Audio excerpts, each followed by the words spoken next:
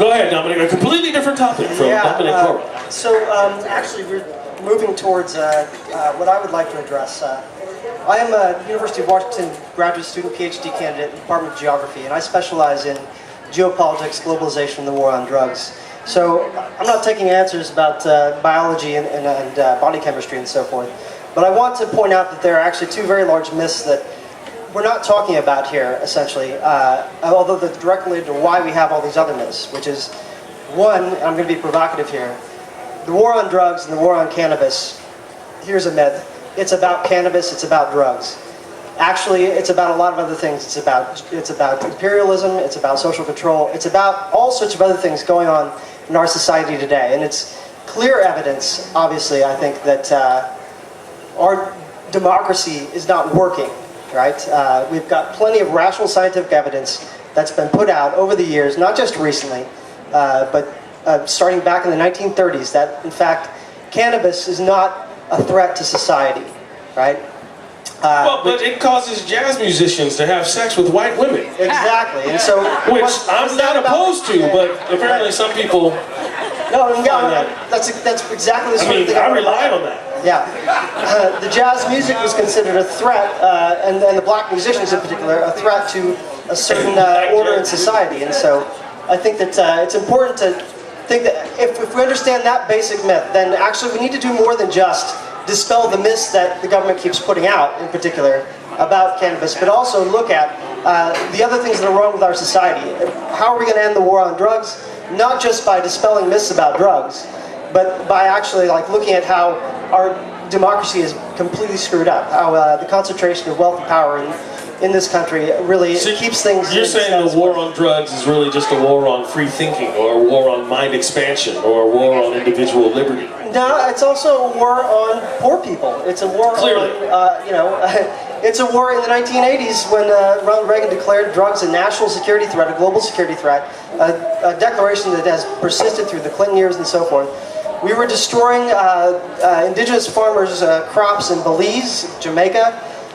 We were presenting as evidence that we were also cooperating in the war on drugs, even as we put leverage on other countries to do certain things that have completely screwed up their societies.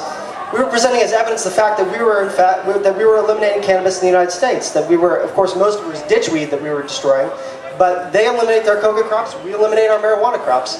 It was a quid pro quo. It wasn't just about marijuana, but also showing the United States was also equally concerned somehow to do something about this global security threat in the midst of a global debt crisis, right?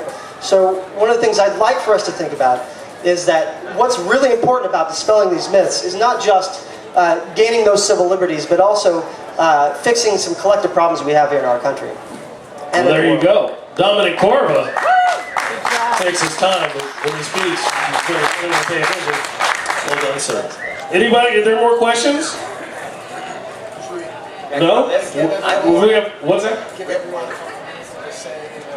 Are we running out of time already? It's going very fast. No, we have another 28 minutes. Yeah, we got plenty of time. We got plenty of time. Are you on mushrooms? You having time dilation issues? What time is it? What time is it? Oh no, we have time. See, we're getting paranoid. It's all good. Hey, by the way, what's your name? This is Amy, everybody, doing the translating. She's fantastic. More myths? More myths, okay. Yes, more myths. Marijuana makes people bad drivers. That's not true. I'm sorry. I drive stoned and I never crashed. Crash from being stoned or crash the car? Like, you probably come down, but then you have to smoke another joint. I drive stoned every day of my life. Every day? Wow. Well, there you go. As people may know, there were quite a number of studies done on this some time ago where they found that people who are not used to smoking marijuana actually don't drive as well, but people who are used to smoking marijuana drive more cautiously. So you should practice. Yeah, so you should practice. Yeah, so you should get enough practice before you do that. Well, Chris, I recall this myth from my college days, of course, too, and in fact, I researched it 20 years ago now. Wow. But firsthand or? No, I went to the library. It was just interesting. You know what I found was a wonderful graph, a chart that used 4 hours of time. And it had a line for the typical driver not affected by anything, no marijuana, no alcohol. and it had a small decline because you will get tired over time. That's what's going to happen. Then they had a line for alcohol consumption, while driving, and that line followed immediately, but then trailed off, crash zone. You will crash eventually. Then they had the line for marijuana. And it stayed, I recall, 1.5 to 2 percentage points as far as reaction time and ability below that, and it followed it the entire 4 hours. As a regular driver? As a regular driver. But now, that's to say that compared directly, you are slightly impaired, even when you are driving more cautiously. Sometimes you're fully impaired. Don't front, you people. You know who you're talking about. But also, let's talk about that spread, that 1.52% spread. Recall, you could just be generally tired. You could just generally be more tired and even have a more negative effect. You could be on Sudafed, you could be on prescription drugs that you're allowed to be on even while driving, and it could affect you more. Right. So I don't want to say, oh, please smoke pot and drive. I'm just saying that if you do, be more cautious and you're not a bad person. I don't necessarily leave that to the professionals. And by the way, no smoking a joint that is weed that comes on slow, like backdoor weed. Don't smoke the joint and then try to race it home. That's not cool. You know what I'm talking about. This weed won't hit for 10 minutes. We knew it. A little more on the driving thing is they've done analysis of how much marijuana slows down people's reaction time, and it came to 5/1000ths of a second. But they found that the average marijuana smoker slowed down about 10 miles an hour when they're driving, which is to say about 20%. So that's the ratio. So it gives you a little extra reaction time because you're high. And you got more time. At least you're honest. The interesting thing about this is that there is primarily based, all the anti-hysteria came from this one study called the Baltimore Trauma Study of 1,028 patients, in which they took 1,028 people who were admitted into the trauma emergency room of a hospital, and they found that 30% of them have THC in their system. So it looks really bad when you're first reading the report until you get to page 7, when it turns out that only 2% of the marijuana smokers were driving. I'm sorry, I just, they talk about lies, damn lies, and statistics, right? Yes. So it's only the way that it got spun.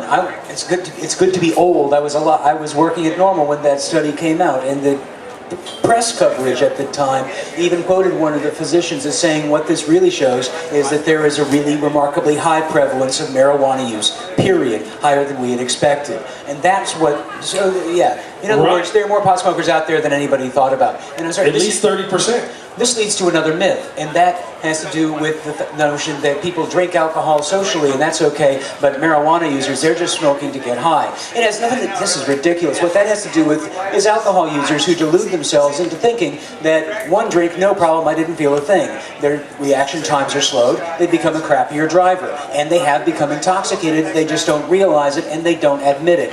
As Ngaio said, pot smokers are more honest. We smoke a joint, oh yeah, no, I'm impaired. And that's why we slow down so much more than we need to when we're driving. Sure, wait for the stop line to turn, for the stop sign to turn green. Yeah, right. So when people use that thing about alcohol users, people just smoke pot to get high.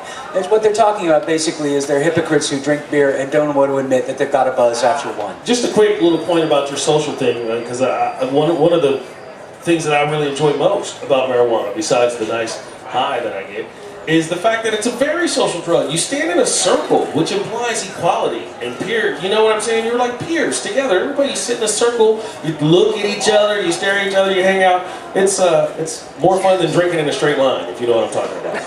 You know what I'm talking about? All right, that's all I want to say.